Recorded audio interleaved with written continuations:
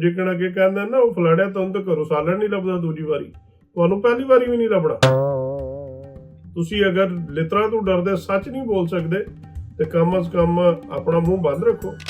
ਹੁਣ ਫਿਰ ਇਹ ਤੁਸੀਂ 18 ਸਾਲ ਤੇ ਪਾਬੰਦੀ ਨਾ ਲਾਓ, ਤੁਸੀਂ ਸਿੰਪਲ ਇਹ ਲਾ ਕਰ ਦਿਓ ਕਿ ਜਿਹੜਾ ਇਮਰਾਨ ਖਾਨ ਦਾ ਸਪੋਰਟਰ ਹੈ ਉਹਦਾ ਵੋਟ ਜਿਹੜਾ ਉਹ ਸਹੀ ਨਹੀਂ ਹੈ, ਔਰ ਉਹਨੂੰ ਤੁਸੀਂ ਲੀਡਰ ਬਣਾ ਲਓ, ਤਾਂ ਫਿਰ ਇਹਦਾ ਮਤਲਬ ਹੈ ਕਿ 18 ਸਾਲ ਵਾਲਾ ਵੋਟ ਪਾ ਸਕਦਾ। ਸਿਰਫ ਪਾਕਿਸਤਾਨ ਦੇ ਚੰਦ ਜਿਹੜੇ ਬੰਦੇ ਨੇ ਜਿਨ੍ਹਾਂ ਨੇ ਇਹ ਗੱਲ ਕੀਤੀ ਹੈ, ਤੇ ਉਹ ਹੀ ਦੁਨੀਆ ਦੇ ਸਿਆਣੇ ਨੇ।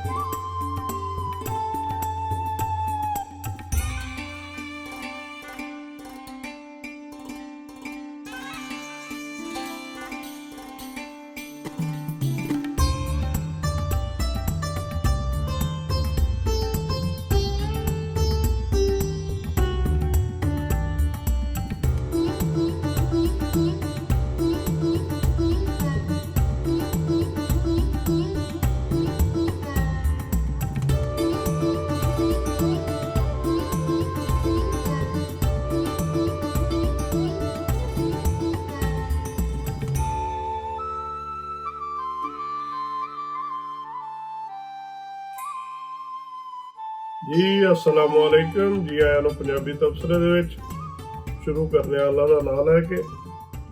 ਤੇ ਸਭ ਤੋਂ ਪਹਿਲੇ ਤੁਹਾਨੂੰ ਰਿਕੁਐਸਟ ਕਰਾਂਗੇ ਸਾਡੇ ਚੈਨਲ ਨੂੰ ਲਾਈਕ ਸ਼ੇਅਰ ਔਰ ਸਬਸਕ੍ਰਾਈਬ ਕਰੋ ਤੇ ਆਪਣੇ ਕਮੈਂਟਸ ਜ਼ਰੂਰ ਕਰਿਆ ਕਰੋ। ਜਿਹੜੀ ਵੀ ਚੀਜ਼ ਤੁਹਾਨੂੰ ਅੱਛੀ ਲੱਗੇ ਬੁਰੀ ਲੱਗੇ, ਕਿਸੇ ਟਾਪਿਕ ਤੇ ਗੱਲ ਕਰਨੀ ਹੋਏ, ਇੱਕ ਦੋ ਕਮੈਂਟਸ ਆਏ ਨੇ ਮੈਨੂੰ, ਇਨਸ਼ਾਅੱਲਾ ਉਹਦੇ ਤੇ ਵੀ ਬਹੁਤ ਜਲਦੀ ਗੱਲ ਕਰਾਂਗੇ ਤੇ ਆਪਣੀ ਰਾਏ ਜਿਹੜਾ ਉਹ ਜ਼ਰੂਰ ਦਿਆ ਕਰੋ। ਤੇ ਸ਼ੁਰੂ ਕਰਨੇ ਆ। ਅੱਜ ਕਾਇਰਾ ਸਾਹਿਬ ਨੂੰ ਵੀ ਮੈਂ ਸੁਣਿਆ, ਹੋਰ ਵੀ ਇੱਕ ਦੋ ਬੰਦਿਆਂ ਨੇ ਸੁਣਿਆ, ਲੇਕਿਨ ਮੈਨੂੰ ਜ਼ਿਆਦਾ ਮਸਲਾ ਜਿਹੜਾ ਉਹ ਕਾਇਰਾ ਸਾਹਿਬ ਦੀ ਗੱਲ ਹੋਇਆ। ਅਫਸੋਸ ਹੋਇਆ ਉਹਨਾਂ ਦੀ ਗੱਲ ਸੁਣ ਕੇ ਕਿ ਇੱਕ ਪੜ੍ਹਿਆ ਲਿਖਿਆ ਸਿਆਸਤਦਾਨ ਜਿਹੜਾ ਉਹਨੂੰ ਇਹ ਗੱਲ ਨਹੀਂ ਕਰਨੀ ਚਾਹੀਦੀ। ਉਹਨਾਂ ਨੇ ਕਿਹਾ ਜੀ ਜਿਹੜਾ 18 ਸਾਲ ਦਾ ਬੱਚਾ ਪਾਕਿਸਤਾਨ ਦੇ ਵਿੱਚ ਉਹ ਮੈਚੁਰ ਨਹੀਂ, ਉਹਨੂੰ ਵੋਟ ਪਾਉਣ ਦਾ ਹੱਕ ਨਹੀਂ ਹੋਣਾ ਚਾਹੀਦਾ, 25 ਸਾਲ ਤੇ ਉਮਰ ਹੋਣੀ ਚਾਹੀਦੀ ਹੈ। ਹੁਣ ਇਹ ਸਿਆਸਤਦਾਨ ਜਿਹੜਾ ਉਹ ਇਹ ਗੱਲ ਨਹੀਂ ਕਰ ਸਕਦਾ। ਕਿਉਂ? ਕਿ ਪੂਰੀ ਦੁਨੀਆ ਤੇ ਇਹ ਸਿਸਟਮ ਚੱਲ ਰਿਹਾ ਹੈ। ਸਿਰਫ ਪਾਕਿਸਤਾਨ ਦੇ ਚੰਦ ਜਿਹੜੇ ਬੰਦੇ ਨੇ ਜਿਨ੍ਹਾਂ ਨੇ ਇਹ ਗੱਲ ਕੀਤੀ ਹੈ ਕਿ ਉਹ ਹੀ ਦੁਨੀਆ ਦੇ ਸਿਆਣੇ ਨੇ। ਇਹਨਾਂ ਦੀਆਂ ਦਾੜੀਆਂ ਚਿੱਟੀਆਂ ਹੋ ਗਈਆਂ ਨੇ, ਲੇਕਿਨ ਇਹਨਾਂ ਨੂੰ ਯਾਦ ਨਹੀਂ ਆ ਰਹੀ ਕਿ ਪਾਕਿਸਤਾਨ ਨਾਲ ਅਸੀਂ ਕਰ ਕੀ ਰਹੇ ਹਾਂ। ਇਹ ਬੇਸਿਕਲੀ ਬੁਗਜ਼ ਹੈ ਔਰ ਡਰ ਹੈ। ਕਿਹੜੀ ਚੀਜ਼ ਦਾ? ਇਮਰਾਨ ਖਾਨ ਦਾ। ਮੈਂ ਕਾਇਰਾ ਸਾਹਿਬ ਨੂੰ ਪਰਸਨਲੀ ਜਾਣਦਾ, ਉਹ ਤਾਂ ਮੈਨੂੰ ਨਹੀਂ ਜਾਣਦੇ ਹੋਣਗੇ, ਲੇਕਿਨ ਮੈਂ ਜਾਣਦਾ। ਮੈਂ ਇਹਨਾਂ ਦੇ ਬਜ਼ੁਰਗਾਂ ਨੂੰ ਵੀ ਜਾਣਦਾ। ਜਦੋਂ ਉਹ ਬਾਹਰ ਬੈਠੇ ਹੁੰਦੇ ਨਾ ਮੂਹਰੇ ਰੱਖ ਕੇ, ਮੈਂ ਉਦੋਂ ਦਾ ਉਹਨਾਂ ਨੂੰ ਜਾਣਦਾ। ਇਹਨਾਂ ਨੂੰ ਗੱਲ ਨਹੀਂ ਸੀ ਕਰਨੀ ਚਾਹੀਦੀ, ਇਹਨਾਂ ਨੇ ਜ਼ਿਆਦਤੀ ਕੀਤੀ ਹੈ। ਸਿਆਣੇ ਬੰਦੇ, ਸਮਝਦਾਰ, ਮੈਂ ਸਮਝਦਾ ਸੀ ਕਿ ਕਾਇਰਾ ਸਾਹਿਬ ਜਿਹੜਾ ਉਹ ਸਿਆਸਤਦਾਨ ਨੇ, ਲੇਕਿਨ ਉਹ ਸਿਆਸਤਦਾਨ ਨਹੀਂ ਆਣ, ਉਹ ਬੁਜ਼ਦਿਲ ਕਿ ਅਗਰ ਇੱਕ 25 ਸਾਲ ਦੇ ਬੱਚੇ ਦੇ ਹੱਥ ਬੈਠ ਕਰ ਲਓ ਔਰ ਉਹਨੂੰ ਤੁਸੀਂ ਲੀਡਰ ਬਣਾ ਲਓ, ਤਾਂ ਫਿਰ ਇਹਦਾ ਮਤਲਬ ਹੈ ਕਿ 18 ਸਾਲ ਵਾਲਾ ਵੋਟ ਪਾ ਸਕਦਾ। ਤੁਸੀਂ ਬਿਲਾਵਲ ਆਈਏ ਫੀਡਰ ਨਾਲ ਦੁੱਧ ਪੀਂਦਾ ਤੇ ਤੁਸੀਂ ਉਹਨੂੰ ਬੈਠ ਕਰ ਲਿਆ, ਤੇ ਕਿਆ ਸਾਡੇ ਬੱਚੇ ਇਸ ਕਾਬਲ ਵੀ ਨਹੀਂ ਕਿ 18 ਸਾਲ ਦੇ ਹੋ ਕੇ ਤੇ ਆਪਣਾ ਫੈਸਲਾ ਕਰ ਸਕਣ? ਅਸਲ ਪ੍ਰੋਬਲਮ ਇਹ ਨਹੀਂ, ਅਸਲ ਪ੍ਰੋਬਲਮ ਹੈ ਕਿ ਤੁਸੀਂ ਬੁਜ਼ਦਿਲ ਹੋ, ਤੁਹਾਨੂੰ ਡਰ ਲੱਗ ਗਿਆ। ਡਰ ਕਿਹੜੀ ਚੀਜ਼ ਦਾ? ਕਿ ਹੁਣ 18 ਸਾਲ ਵਾਲਾ ਜਿਹੜਾ ਉਹ ਸਪੋਰਟਰ ਹੈ ਖਾਨ ਦਾ, 90% ਵੋਟ ਇਸ ਟਾਈਮ ਇਮਰਾਨ ਖਾਨ ਦਾ, ਤੇ 10% ਜੋ ਤੁਹਾਡਾ ਤੇ 1% ਵੀ ਨਹੀਂ ਹੈ, ਤੁਹਾਨੂੰ ਤਾਂ ਪੰਜਾਬ 'ਚ ਸੀਟਾਂ ਹੀ ਕੋਈ ਨਹੀਂ ਲੱਭੀਆਂ।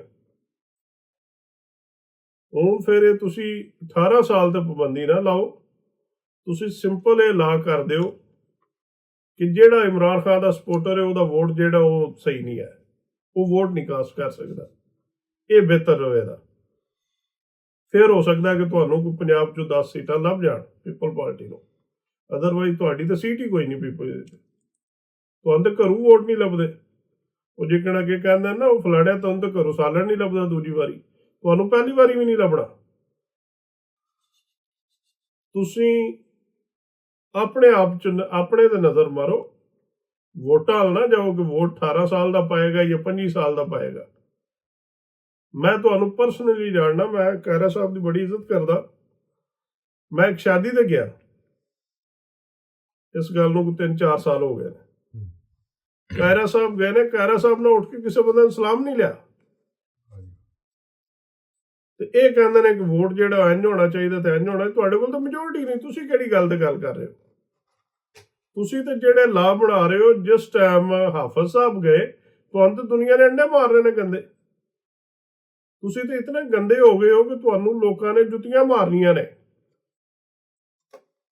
ਕਿ ਤੁਸੀਂ ਇੱਕ ਜਗ੍ਹਾ ਤੇ ਖਲੋ ਕੇ। ਖਹਿਰਾ ਸਾਹਿਬ ਦਾ ਬਿਆਨ ਹੈ ਬਕਾਇਦਾ, ਲਾਲਾ ਮੂਸਾ ਦੇ ਵਿੱਚ ਇਹਨਾਂ ਨੇ ਆਪਣੀ ਤਕਰੀਰ ਦੇ ਵਿੱਚ ਕਿਹਾ ਕਿ ਨਵਾਜ਼ ਸ਼ਰੀਫ ਚੋਰ ਹੈ, ਨਵਾਜ਼ ਸ਼ਰੀਫ ਇੰਝ ਹੈ, ਨਵਾਜ਼ ਸ਼ਰੀਫ ਇੰਝ। ਪੂਰੀ ਤਕਰੀਰ ਉਹਨਾਂ ਦੀ ਕੱਢ ਸਕਦੇ ਹੋ ਤੁਸੀਂ।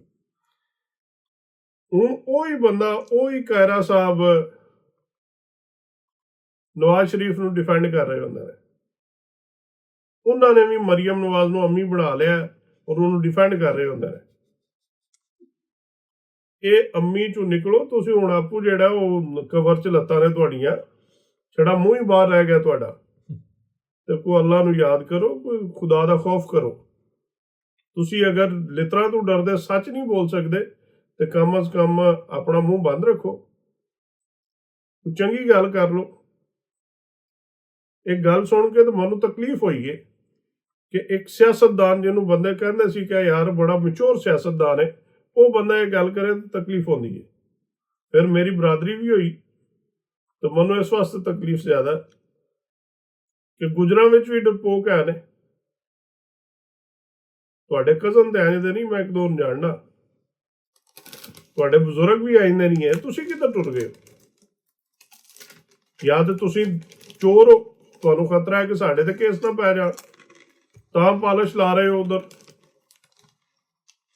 ਚੁੱਕ ਕੇ ਝੋਲੀ 'ਚ ਰੱਖ ਕੇ ਤੇ ਵਗਾ ਤੱਕ ਪਾਲਿਸ਼ ਮਾਰੀ ਆਉਂਦੇ ਹੋ। ਐ ਨਹੀਂ ਕੰਮ ਨਹੀਂ ਹੁੰਦਾ।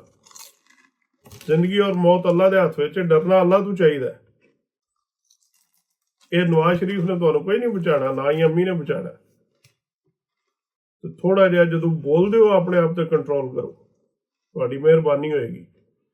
ਇਹ ਬਾਕੀ ਜਿਹੜੇ ਲੱਗੇ ਨੇ ਉਹਨਾਂ ਨੂੰ ਵੀ ਸੋਚਣਾ ਚਾਹੀਦਾ ਕਿ ਤੁਸੀਂ ਸਾਰੇ ਹਰਬੇ ਇਸਤੇਮਾਲ ਕਰ ਲੈਣੇ। ਇਹ ਵੀ ਹੁਣ ਲਾਸਟ ਚਾਂਸ ਹੈ ਤੁਹਾਡੇ ਕੋਲ। ਤੁਸੀਂ ਇਹ ਤਜਰਬਾ ਕਰ ਲਓ ਕਿ ਜਿਤਨੇ ਖਾਨ ਦੇ ਵੋਟਰ ਨੇ ਉਹਨਾਂ ਦੇ ਵੋਟ ਕੈਂਸਲ ਕਰ ਦਿਓ, ਫਿਰ ਤੁਹਾਨੂੰ ਸੀਟਾਂ ਲੱਭ ਜਾਣਗੀਆਂ। ਅਦਰਵਾਈਜ਼ ਨੋ ਮੋਰ। ਅੱਗੂ ਕੋਈ ਚਾਂਸ ਨਹੀਂ ਤੁਹਾਡੇ ਵਾਸਤੇ, ਇਨਸ਼ਾਅੱਲਾ ਅੱਲਾ ਦੇ ਹੁਕਮ ਨਾਲ। ਤੁਹਾਨੂੰ 8 ਫਰਵਰੀ ਤੋਂ ਸਬਕ ਹਾਸਲ ਕਰਨਾ ਚਾਹੀਦਾ। ਤੁਸੀਂ ਫਿਰ ਵੀ ਨਹੀਂ ਕੀਤਾ। ਤੁਹਾਨੂੰ ਇਨਸ਼ਾਅੱਲਾ ਇਹ ਤਾਂ ਫਿਰ ਆਵਾਮ ਤੇ ਬਦਲਾ ਲਏਗੀ, ਕਿਉਂਕਿ ਤੁਸੀਂ ਆਵਾਮ ਨਾਲ ਜੋ ਕਰ ਰਹੇ ਹੋ ਤੁਹਾਨੂੰ ਭੁੱਲ ਗਿਆ। ਆਵਾਮ ਨੂੰ ਨਹੀਂ ਭੁੱਲਦਾ। ਜੋ ਬੰਦਿਆਂ ਦੀਆਂ ਇੱਜ਼ਤਾਂ ਨਾਲ ਤੁਸੀਂ ਕੀਤਾ, ਜੋ ਉੱਥੇ ਉਸ ਮਾਸ਼ਰੇ ਨਾਲ ਤੁਸੀਂ ਕਰ ਰਹੇ ਹੋ। ਮੈਂ ਸਿਆਸਤ ਤੇ ਗੱਲ ਨਹੀਂ ਕਰਦਾ ਕਿਉਂਕਿ ਮੈਂ ਨਹੀਂ ਸਮਝਦਾ ਕਰਨੀ ਚਾਹੀਦੀ ਹੈ, ਲੇਕਿਨ ਤਕਲੀਫ ਹੋਈ ਹੈ ਇਸ ਗੱਲ ਦੀ। ਲਿਹਾਜ਼ਾ ਮਿਹਰਬਾਨੀ ਕਰੋ ਤੇ ਆਪਣੇ ਆਪ ਤੇ ਕੰਟਰੋਲ ਕਰੋ। ਦੂਸਰੇ ਨੰਬਰ ਤੇ ਸ਼ਾਦੀ ਹੋਈ ਹੈ, ਉਹਦੇ ਵਿੱਚ ਮੈਂ ਹੋਰ ਕੋਈ ਨਹੀਂ ਕਰਾਂਗਾ। ਮੈਂ ਉਹਨਾਂ ਦੀ ਆਪਣਾ ਮਸਲਾ ਜੋ ਵੀ ਕਰਨ, ਲੇਕਿਨ ਇਹ ਚੀਜ਼ ਸੋਚਣੀ ਚਾਹੀਦੀ ਹੈ ਜਦੋਂ ਅਸੀਂ ਆਵਾਮ ਨੂੰ ਕਹਿੰਦੇ ਹਾਂ ਨਾ ਕਿ ਵਨ ਡਿਸ਼ ਕਰੋ, ਤਾਂ ਸਾਨੂੰ ਐਗਜ਼ਾਮਪਲ ਪੇਸ਼ ਕਰਨੀ ਚਾਹੀਦੀ ਹੈ। ਅਸੀਂ ਐਗਜ਼ਾਮਪਲ ਜਿਹੜੀ ਦੇ ਰਹੇ ਹਾਂ ਉਹ ਅਰਬਾਂ ਦੀ ਦੇ ਰਹੇ ਹਾਂ ਕਿ ਸ਼ਾਦੀਆਂ ਤੇ ਅਰਬਾਂ ਰੁਪਏ ਲਾਏ ਜਾਣ।